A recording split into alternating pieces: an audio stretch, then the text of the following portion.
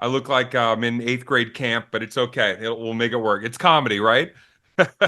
Well, it's not just comedy, it's you at an age where a lot of people give up on working out. And I really appreciate this. I'm a few years younger than you. I'm 46. So I try to keep myself in shape. It's important to keep moving, just like it is to continue to challenge your brain, to continue to challenge your spirituality. It's the old saying, use it Yeah. or lose it. So it's good to see somebody else in my same age range that takes the working out thing seriously.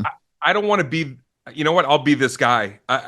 It's like, first of all, always felt like I wanted to have that sort of discipline that either athletes have or probably just seeing terrifying imagery of comedians over the years that would be out on the road for long periods of time. When they would finally come home, it looked like they were nomads in the Arctic for 15 years, and it always kind of concerned me, like what's happening out there on the road that everybody's coming back so weathered and broken down. So number one, it was like, okay, can I find that discipline and keep myself in more of a peak physical condition? But then as I get older, and this is where I'm going to be that guy, I'm like, wait, because you're 52, can you still look like you're, able-bodied in, 28, 29, 30? And really what I started to learn about once I got into like the micro of, on a cellular level, the foods we're putting in our body and what carnivore diet can do. And once I started to really like lean into it, um, it got exciting. It really was like, okay, I think there's a way to actually kind of buck the trend of I think what societally we're supposed to be eating and doing when we're in our 50s. I'll report back in about a year if it really worked. Um, I mean, we'll see, but I'm feeling great. Well, that's the thing. You do it for a couple of weeks and it starts to turn habitual, and you realize all of those things that are said about how much better you feel when you are eating right and you're working out and you're engaging in some sort of physical activity on a daily basis. That stuff is all true. Yeah, and it's like, especially doing stand up for now 34 years, I want to be as sharp as ever when I'm on stage Yeah. because everything is timing. And if I can be below a second faster, in my rebuttal, that's just good for business. So, I mean, it was a little bit of like how I grew up seeing stand-ups and sort of like again what the wear and tear was. And then my wife a few years back was dealing with some pretty gnarly health issues post COVID that leaned into a little bit of almost like a possible immune issue situation. So I sort of took it as a sign, like, let me do this together with my wife. But then just personally, maybe a little bit of vanity ego. I was like, wait a second, I'm sort of hitting that my stride to where I'm like, honey, if I keep this up, where am I going to be in 4 more months? She's like, you're going to have a cobblestone street down your stomach, and we're going to be entering you in competitions. I might be on slap fight in a few months if I keep this up. Dude, it's the slap fight thing. I understand why people box. I understand why people engage in MMA. I do not understand the desire to stand there and let another human being slap you as hard as humanly possible. It's another one of those anomaly things in this life where if you told me 10 years ago that roast battles, which used to be sort of like a behind the scenes private affair with the Jeff Rosses, or once in a while there'd be like a Friars roast. But if you told me like that would be like the course du jour, where people are wanting to pay a great ticket price to come out and see basically open micers bomb, I would have said, no, that will never be in vogue. People will only spend their hard-earned dollar on an act that you have cultivated over many, many years. But, prove me wrong. Well, I talk to a lot of comedians, and there are a lot of comics who are good at crowd work. You're clearly in that category. It's evident in your most recent special that was filmed at your home. And a lot of comics have gotten themselves popular by posting crowd work clips so they're not burning material. I didn't realize this until about 6 months ago from talking to good roast battle comics. Those are apparently two different parts of the comedic brain, crowd work versus talking trash to another comic. Are you good at the roast battle thing? Yeah, I was never really strong. I did roasts on Comedy Central. I never felt like it was my forte, especially not when I was, standing next to the Greg Giraldos of the world and like Yeah. these are, these are like precision surgical people that's their forte. And so for me, it was like I can bust chops, bust balls, I can verbally haze with the best of them, especially when I'm in the show, when I'm in my routine.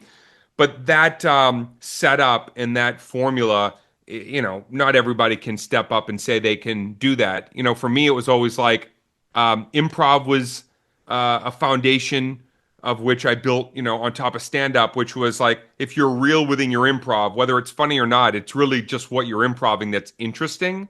That's where they kind of like they want you to win, so they're leaning in, going, "Wow, this is a great character or a great riff," or he's playing with the heckler, and just by that, it's dancing on the edge is sort of where the crowd is already. You can see them; they're already like, what's gonna take place here? So I built upon that and I turned it into I didn't call it crowd work. I used to call it banter. If you look back at my early stuff, it's like audience banter one, audience banter two. And for me, banter properly placed and where I even like to place it today when you see my show is heckler aside, where somebody yells out, show's interrupted, and then suddenly it's gonna go into like a tete-a-tete.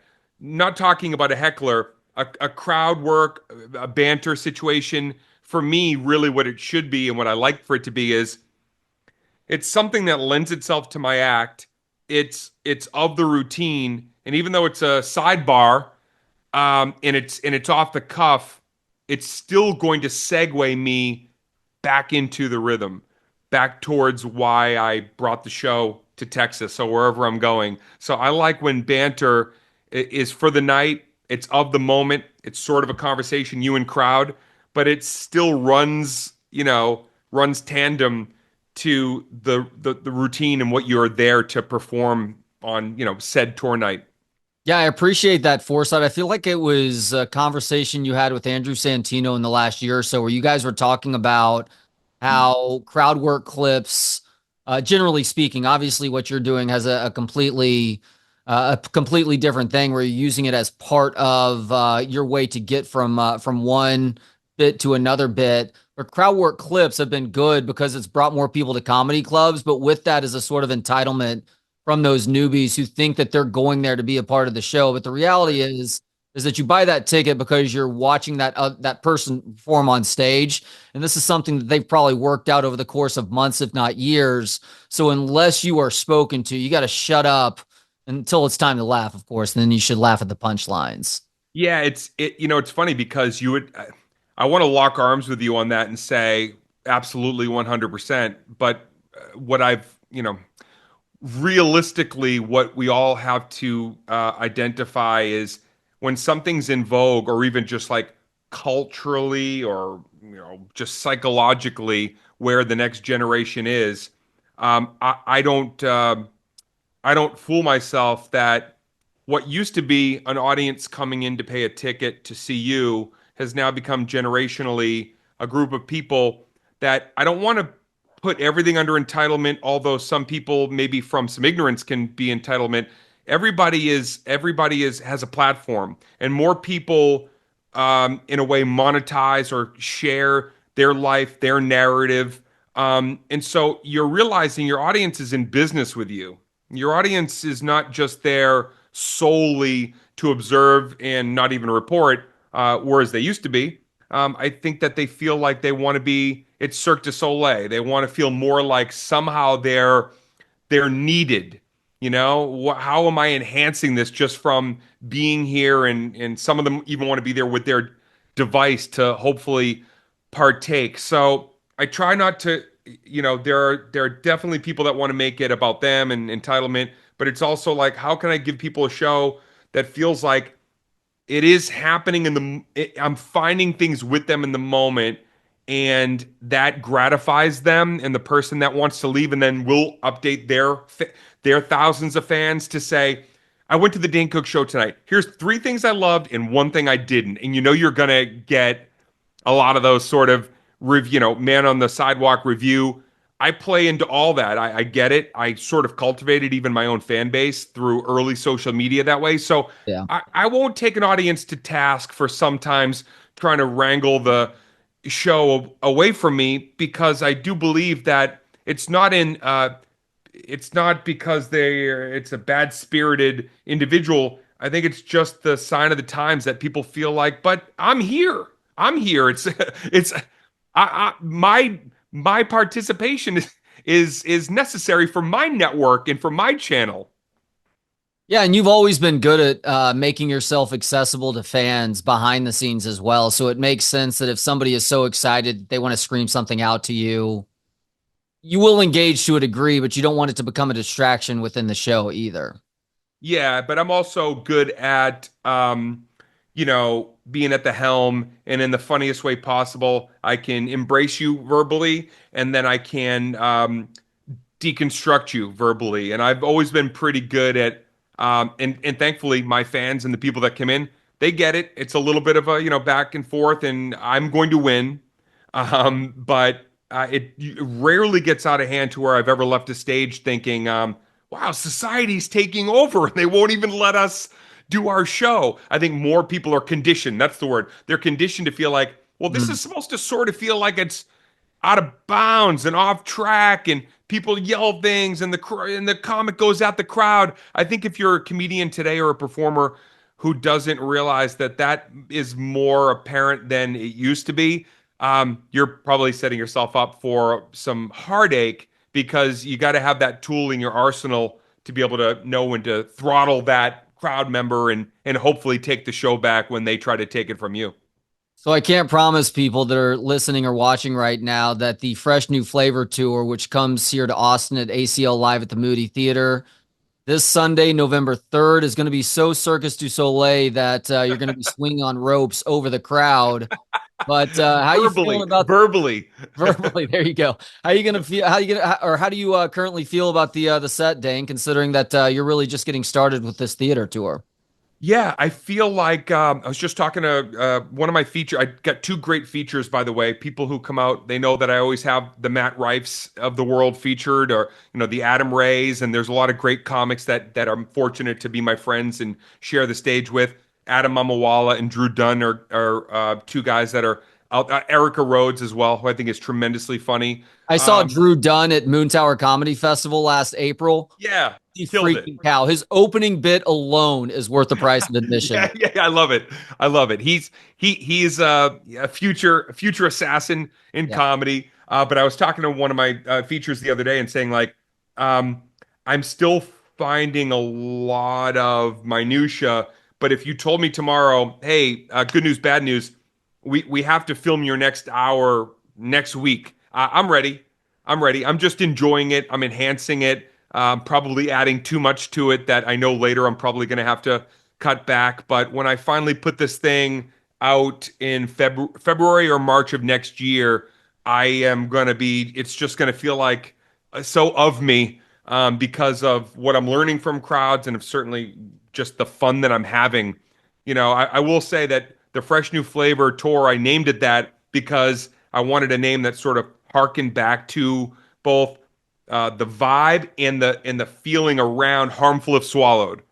Fresh new flavor, harmful if swallowed, and they're both sort of in the same part of the menu items. And the reason was it's the happiest, healthiest, and I think after a couple of tours that, whether it was Tell It Like It Is or Perfectly Shattered, which were pretty monochromatic and fun and edgy and weren't without their, foolishness, but they were pretty succinct in terms of me wanting to like shed myself of certain uh, black and white moments in my life. This is a very colorful show. It's a lot of fun.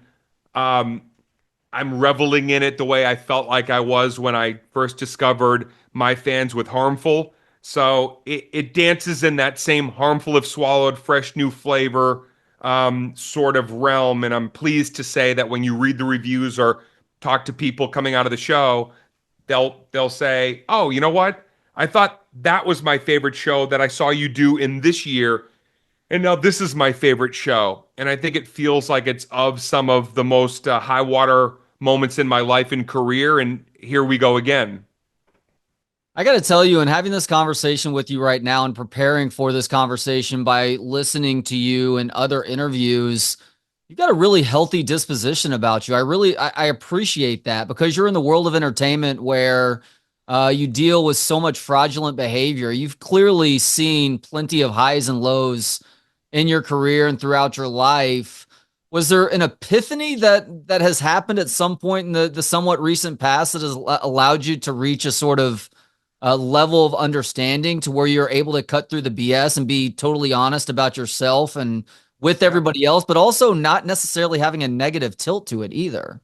Well, thank you for you just really teed it up in a way that I'm probably going to actually utilize your verbiage because to say like fraudulent behavior from the industry is like really that's a great way of nailing it down. And yes, fraudulent in the terms of the way this industry is codependent on buzz and zeitgeisting and sometimes things that are certainly way out of your control when all you're trying to do is put out the best version of what you've cultivated and it either hits or misses. Sometimes it's right in the middle. That's always boring. It's kind of more interesting when it either hits or misses. Yeah. But doing it for as many years as I have, it doesn't that doesn't rattle me anymore. The understanding that there's a lot of seasons and there's a lot of times to, be in the incoming call business, and sometimes when it's not, you quickly learn, oh wow, this is where I could be doing something else in my life and either enjoying it more or learning something or cohabitating with another creator that maybe I can just be of service. So being of service, a number one was probably something about 10 years ago when I really leaned into it and realized, oh man, like my faults and my high watermark moments and failures, it all is par for the course, and it all makes interesting flecks of learning for somebody else if they sit down and want to break bread with me. But I think if I had to sort of realize one moment in my life that made me feel more present and more passionate just about stand up was, coming out of COVID, and two things happened. First of all, obviously, COVID took stand up comedy away. Nobody ever thought stand up would be taken away. You could have told me this could happen and this could happen in the government or the economy. And really, comics always gathered together and said, we're always going to have a club and laughs no matter what. And then it was gone and seemingly gone, maybe gone. Maybe like the business of like getting into a small dark room was like that's never that's never going to happen in this way again. It's going to be something completely different. So that was harrowing. And then at the same time, you sort of had PC culture, which right around 2011 was stifling comics and comedy. Really got all the way to the point where the Shane Gillis's of the world and Dave Chappelle's and like all these incredible, gifted pontificators and speakers and behaviorologists and whatever you want to call them, like the funniest of the funny, start getting canceled and taking away their freedom of speech, like for a number of reasons. And man, it was it was disheartening to say the least. But those two things made me finally, when I got back on stage, realize I want to, I want to I want to be on this stage and allowing this to be a vessel for anything and everything I want to say and explore, regardless of the outcome. And say people are canceled or say people, that's over the line or whatever. Like that's the place where you're supposed to like live over the line and let the audience decide. Let your freedom of what you pay your taxes for decide. All of that. So those two things coming out of COVID really made me realize it's a luxury to do what I do, and on top of it, to have fans that actually want to come out and participate in that luxury. I don't.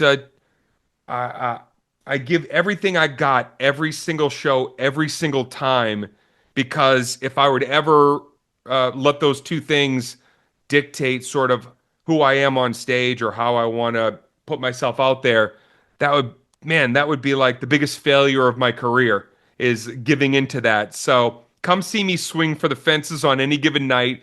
We're leaving them laughing. And I know that by way of me doing that and protecting that in stand up, it helps all my peers, and when they do it, they're helping and they're protecting me. So it's cyclical. It's a good place to be when the figurative Caesar is your audience and not necessarily network execs who are deciding your fate. And that's why it's important that you have stand-up hotbeds that are outside of the realm of Hollywood or in New York, where there's all For sorts of other sure. distractions too. I mean, you obviously got your start in Boston in the early 1990s, and I think Austin is has a little bit of that going on for it now too. Where Boston, there, I mean, there were. It's insane to see the number of people that came out of that city comedically in the late 80s and early Yeah. to mid 1990s, and Austin is starting to do that now as well, where it has stripped away a lot of that BS. Does it surprise you to see someplace like Austin turn into what you were going through in Boston? I realize it's not an apples to apples comparison, but Yeah. the fact that it is stand up first and foremost with very little else to have to worry about. Yeah, I wouldn't say it's surprising, but it's certainly, it's thrilling to obviously see a new region really sort of like want to I don't want to say capitalize, but have the understanding that we can engage with all of the up and coming artists that maybe they can't go to New York City, or certainly you don't want to go to LA till you're ready. And Austin, sort of by way of what Boston was, is like, come here, get better, try stuff, fail, find your voice. And the fact that Austin, by way of the great comics and comedians and podcasters that are like laying down, or now their roots are really deep within the soil. It's exciting. It's great for the business of comedy, and now we have a place where comics can go and also feel protected. Like, come down here and let her rip. Try, fail, say something dumb, learn from it, grow from it. For all those reasons, it's exciting to see that from Austin. For me, when I recorded Harmful in Houston at the Laugh Stop back in 1999, 2000. But the Texas runs that I would do, like, I wanted to record that. You'd say, like, why not New York City? Why not LA, where I'd worked on that routine? And it really was like, I just loved the freedom that I felt when I was doing shows in Texas. So Texas put me on the map. Texas put that album on the map. My life wouldn't be what it is without Texas. And certainly over the years, going down and having the support of places like Dallas and places like Austin and going back to Houston. This is kind of like my little trifecta, being able Yeah. to hit them all on this run. Deeply meaningful to me, but now to be able to also have an impact on that region and say, like, I'm down here and I'm going to bring some up and coming features that hopefully will get embraced by Austin and Texas as well. So it all sounds so glamour. I'm sitting here, I feel like I'm waxing poetic, but it's just how I feel about that area, and I'm pleased to see that Texas is the place that all these years later, what was for me is now saying, come here, learn, and if you're good, we will help launch you right from here. That's so awesome. Well, I've heard you mention previously that you consider Bill Hicks and Sam Kinison two major influences on your comedy. And obviously, this city and state, and I know that both guys technically were from Houston, they hold those guys very fondly. Hicks, especially Yeah. considering that he did have a presence in Boston in the early 1990s. Did you either ever see him or spend any time around him? When you talk about like regrets, I don't really have a lot of personal like life regrets, but comics that I didn't get a chance to, sit at the back of like some early smoky club and shoot the shit. That was a that was a bummer to have not crossed paths with Bill Hicks. And I Hmm. felt like I was a student of all those comics that I really, got wind of and started listening to. But I think with guys like Hicks and Kinnison, they were so daring. They were so they. I think where it impacted me and impressed me was I was like, oh, they're very funny, but sometimes in the in between moments, they're sort of like letting their fears and frustrations and I don't know, maybe the toxicity sometimes in their personal life, or missed triumphs, or sometimes maybe triumphs, like, was causing them to deflect and reflect on certain things that I on the segues, on the in betweens, or sometimes on the off the cuff.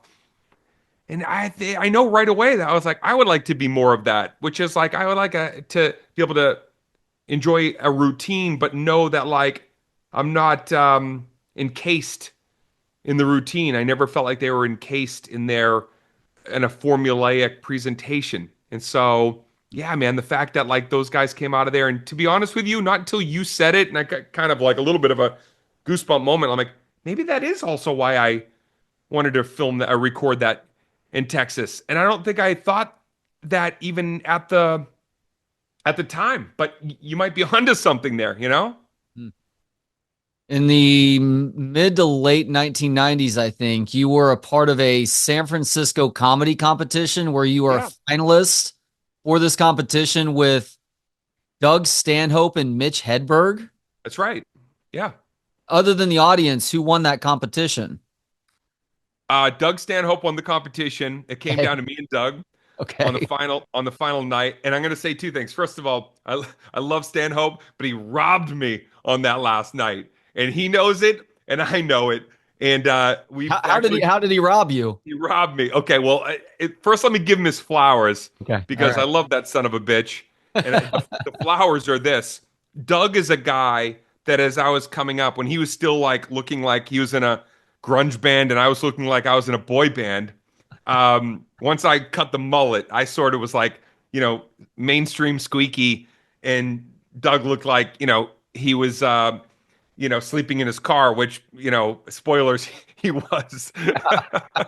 but but Doug was a guy that I looked at like he was of Bill Hicks in my eyes. I mean, I may have been impressed upon by guys like Bill Hicks, but I felt like guys like Doug Stanhope were, cut of that cloth. It wasn't like a version of those guys. It was like, oh, he too has that, uh, you know, razor sharp Mensa level wisdom coupled with pirate den communication.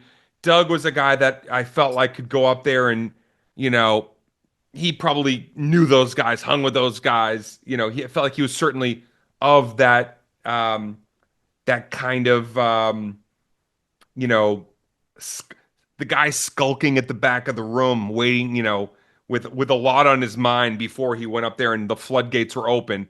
So there was Doug, who I had a deep respect for, who at the time I didn't feel like he had a very deep respect for me. So I was like kind of taking my hits for being more mainstream. And then Doug and I were neck and neck. And the night before the finals, which was being voted upon by the local radio stations night after night, he partied with the K Pig rock jocks. He was out all night with them. And when I got to the venue for the final night, I was like, "Who's judging the final night?"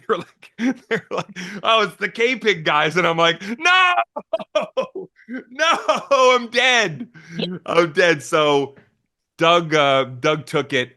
And what I like to say though is I won because I came in second, and everybody knew that in the San Francisco comedy contest, first place usually went nowhere in life, but second place, if you look at, they were always like the Robin Williams or an Wow. Ellen DeGeneres or a Dana Carvey. So I took the second place victory lap, and Doug probably had a better time partying the night before than I did. Oh, that's incredible. Thank you for sharing that story. Yeah. All right, there's just two other things that I want to talk with you about. One is in hearing you tell your personal story, you went through a tidal wave of events that created a massive amount of grief, really at the start of the height of your fame. And as you've told other people, you tried to out succeed your grief. That resonates with me right now because over the last 2 years, I've dealt with a seemingly endless string of stuff that each on their own cause a level of grief, and collectively it's really difficult. And you try not to let yourself get too down, and you try and work hard to avoid allowing that to just pull you into the doldrums. But grief matters. I mean, grief exists for a reason, and it's important that we address these things. I think you said that you were about 38 when you realized that this way that you were going about it was not going to get you to a positive place. So was there something that happened that caused this sort of revelation for you? And if so, how did that just change your behavior going forward? Yeah, it definitely wasn't an overnight eureka moment. It was probably several different happenstance. But let me just quickly say, like, I don't know what you're experiencing, but I can tell you this, man. It's like you, I called the Perfectly Shattered tour Perfectly Shattered because my life had perfectly shattered in all the pieces if I chose to walk away from them or dustbin them. I would have just been a guy probably in more turmoil. But when I really sat and looked at like the way things broke apart, what came from that was something I say to a lot of people, which is you have to remember things are never truly falling apart; they're only ever falling together. Hmm. And so I hope that you can take what look like remnants and realize it's actually an adhesive. It's not as simple as the words, but if you can really explore those things, what you will find in due time, in your time, is that every single bit of those gut punch fragments is going to add up to something if you stay with it. It really will. Compassion, empathy, your metal, your true metal, what your desire, how you come through your loyalty, your Yeah, mindfulness. there's an ego death, whether you're talking about actual like physical death or Yeah. betrayal, which you obviously dealt with unbelievable versions of both of those things, and I have too as well. It creates a sort of ego death that forces you to look inward and think about how you want to best proceed. And that's not to say that I've been an amoral individual up to this point, but it makes me realize, much like with what you talk about, that operating with a sort of integrity and a sort of conviction is important because if nothing else at the end of the day, you can sleep a little bit easier in doing so. Yeah, man. Wow. It's like I appreciate that. And it's again, without having a full understanding of maybe everything that I experienced, because I know some of your viewers, listeners are getting to know me. Yeah. I'm certainly, I'm catching your jive here. I get it. When I experienced what I would now call uh, like an onslaught of remarkable moments, meaning I have no playbook for this level of success that I've garnered, and I have no playbook for the personal strife, which included my parents both getting cancer. Both my parents in the same year get cancer, and that's going to be the beginning of um, like it's like life punches you down, and then I know some of your people listening right now go, yeah, and then you get up, and then all of a sudden it punches you again, and then you're like, damn, wow, that was pretty brutal, and then you get up, and then all of a sudden it's a third hit, or your legs come out from under you, and then you start feeling like, man, this feels so unorthodox and unfair. I thought it was just one big hit and then the pendulum swing. Well, no, that's not the way it goes. Sometimes it's hit after hit after hit to where it's like, oh my goodness, raise the white flag and tap out and tag out and crawl away and my goodness. Um, but it's what it's what you need. Yeah. It's what for whatever reason the challenge that the lottery ticket of life that you received and why you believe in your faith or in however you believe you are here and why it's what you want. I told somebody on a podcast a couple years ago, might have been my friend Bert Kreischer. I said I really believe as I've gotten older that the hurdles and the obstacles that seemingly are like you smash into, that you walk toward them, that you want them, that you do it to either stifle yourself because you think you don't deserve success and you want to stall, and that's a perfect way of saying, well, I bumped into that giant, wall of destruction, or you want to prove to yourself that the thing that you're afraid of most, you will beat. And so you went right into it, that hurdle, that obstacle, that ditch. You want it. You really want it.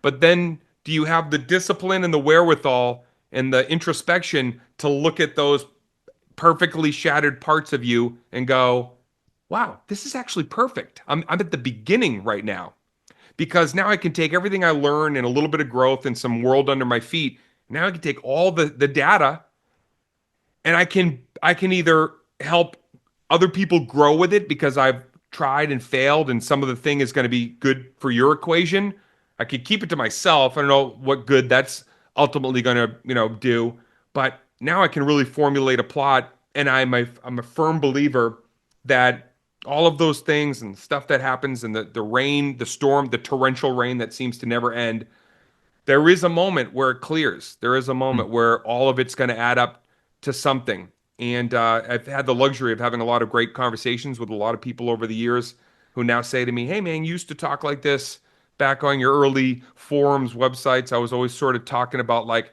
trying to find the best version of myself, trying to share my journey. Even when I was at the top of the mountain, I would still share things on my social media saying like, I'm scared some days. Like some days I don't know.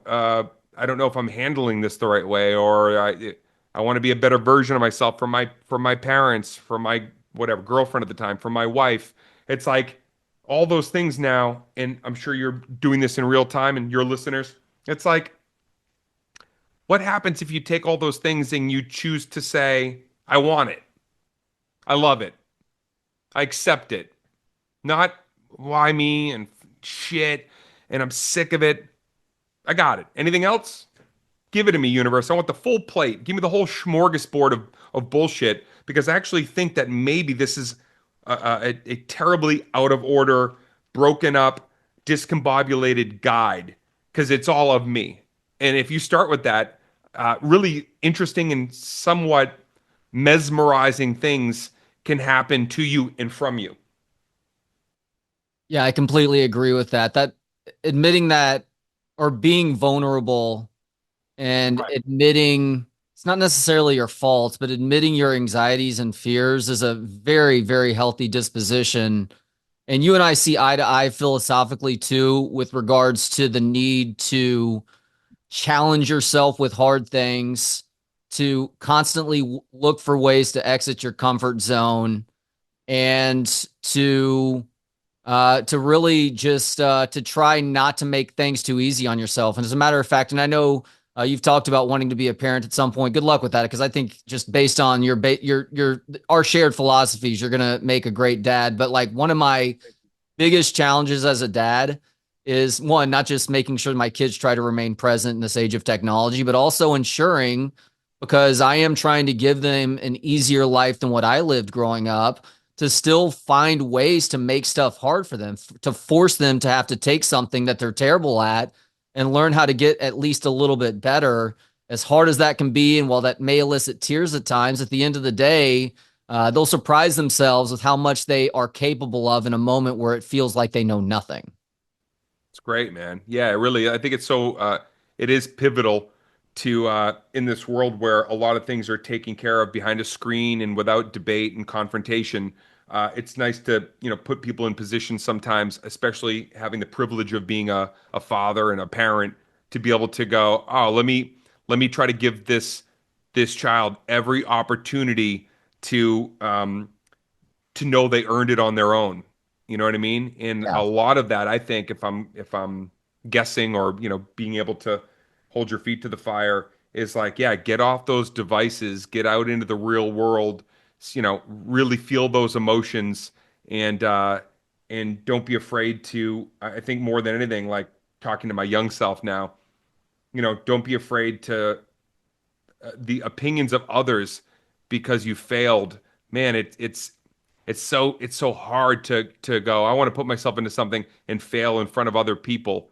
If you can teach a kid like it's okay to go out there and just the trying was actually the win, and the participation was the win, and the having a strong spirit and a strong opinion is the win, whether or not you got the job or won the game or everybody lifted you up on their shoulders or somebody else because they actually had the better idea.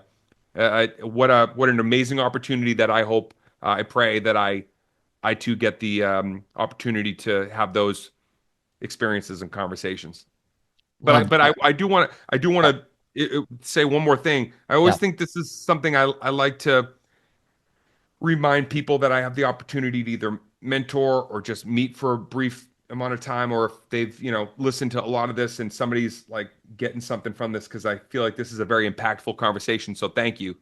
I want to say to people like, it's easy to look at somebody like you or me and go, oh, you guys, are they? but they're in their spot. You're in it. You're doing what you love. And Dane, he's got cool shit. He's got a hey, listen, I swung for the fences on something last year, missed the mark, put my own time, effort, energy, investment in it, and it didn't work. And I was sitting right where I've sat when I started the career and had nothing, and then have had moments, of course, where it works and I win, but then there I was again going like, this is just the same kid that I was in 1991. It didn't work, and I'm heartbroken, gut punched.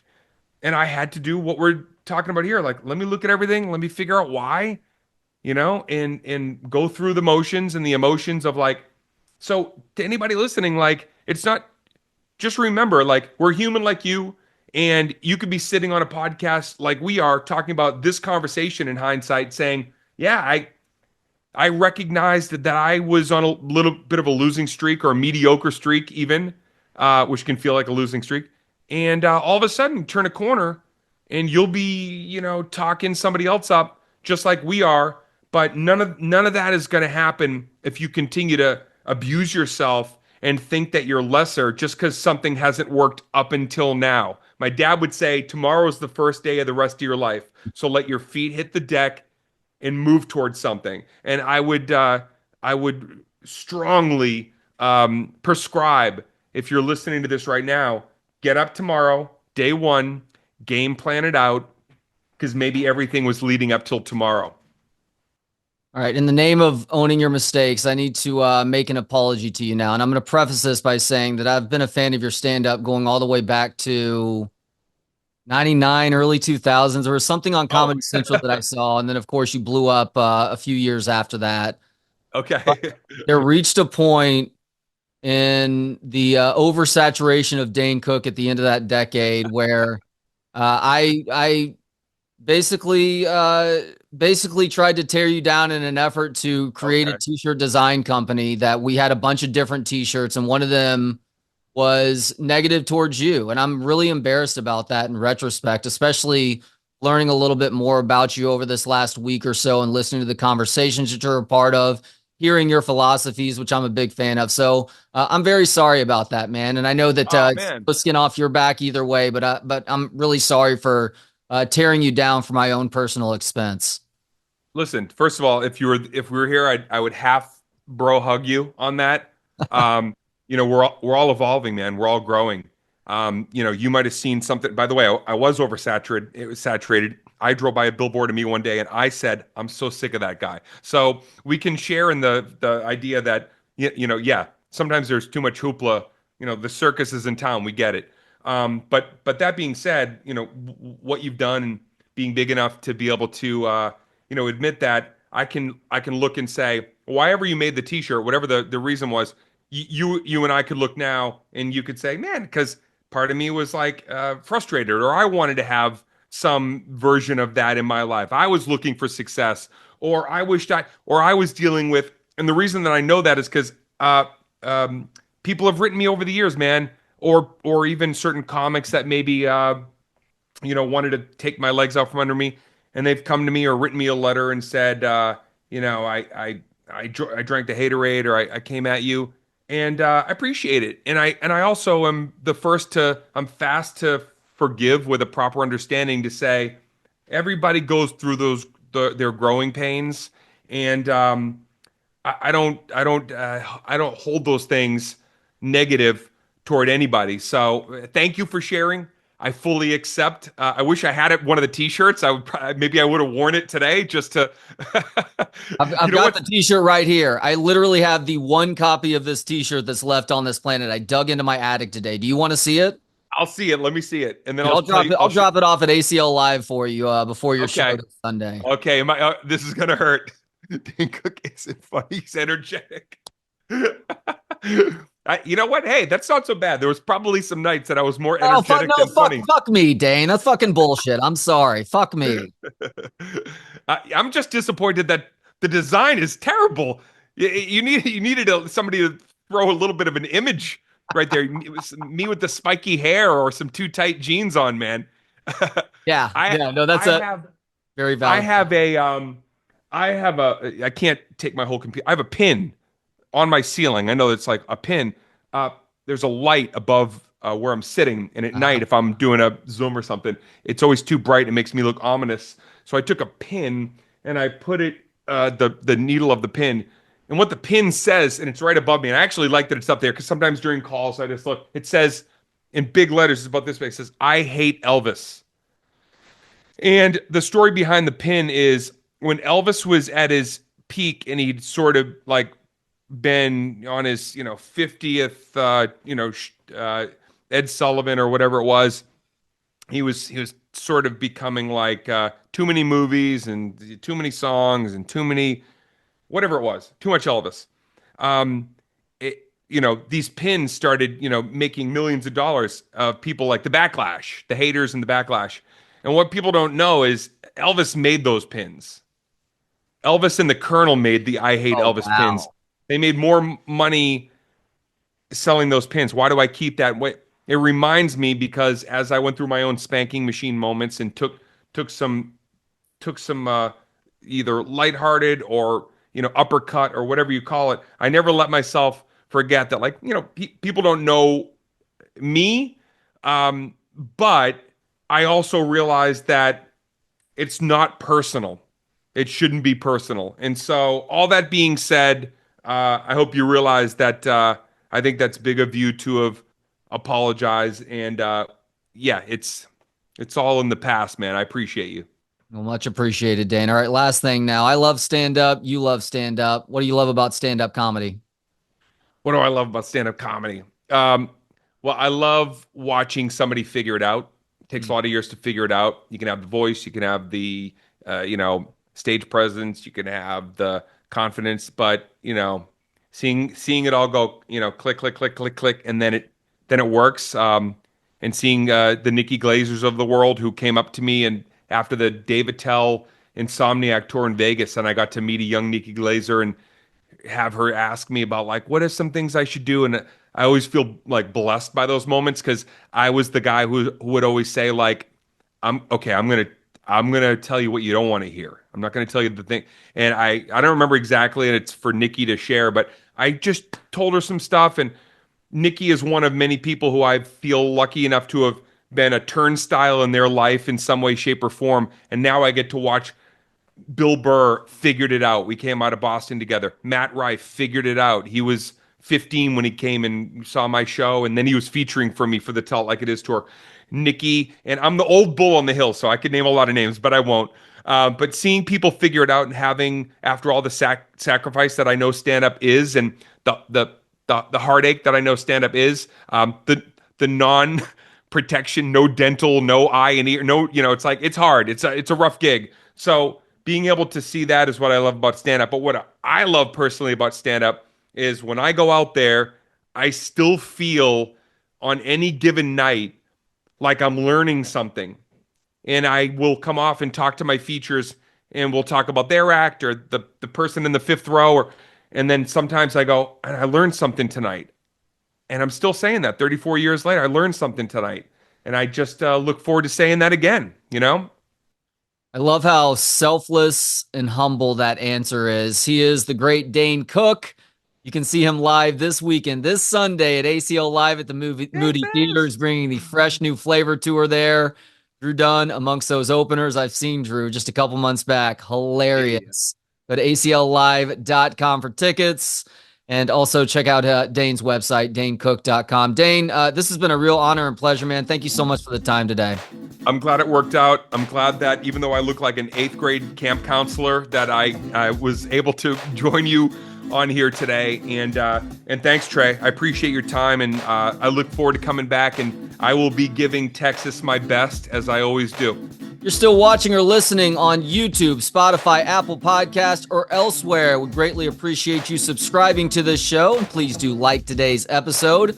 Thanks to Gentleman Jesus for the intro and outro music. Hear more of his work at gentlemanjesus.com. And thanks to you for hanging out. For more of the show and to connect on social media, visit booksonpod.com. Talk to you next time on Books on Pod.